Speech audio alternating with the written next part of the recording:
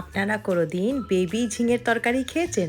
দেখুন কি ছোট্ট ছোট্ট নরম নরম ঝিঙে, এগুলোকে ধুয়ে পরিষ্কার করে নিলাম। কড়াইতে একটু সাদা জিরে, কালো জিরে, শুকনো লঙ্কা, হিং আর কারি পাত্তা এগুলোকে ফোড়ন দিয়ে দেব।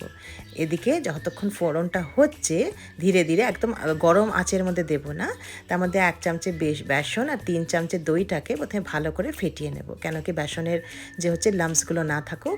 তারপরে এর মধ্যে নুন, হলুদ, জিরে গুঁড়ো, ধনে গুঁড়ো, লাল লঙ্কার গুঁড়ো আর গরম মশলা এগুলোকে দিয়ে, নুন মানে একদম একটুখানি নুন দিলাম, দিয়ে এটাকে ভালো করে ফেটিয়ে নিলাম। ঠিক আছে, ভালো করে ফেটানোর পরে দেখুন এটা ফোড়নটা হয়ে গেছে।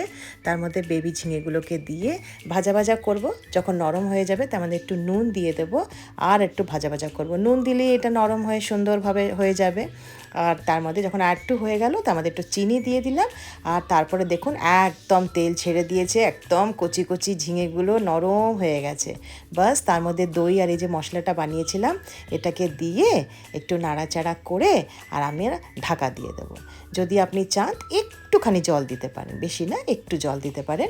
দেবার পরে দেখুন কি সুন্দর তেল ছেড়ে দিয়েছে আর দারুণ খেতে হয়েছে। বাস হয়ে গেল রান্না।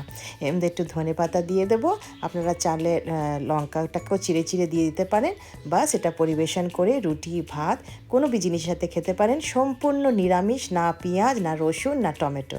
বাস, আর এত সাধারণভাবে রান্না কিন্তু একদম অসাধারণ খেতে। এমনি নর্মাল ঝিঙেটাও একটু বড় বড় করে কেটে এটা বানালে দারুণ লাগবে খেতে।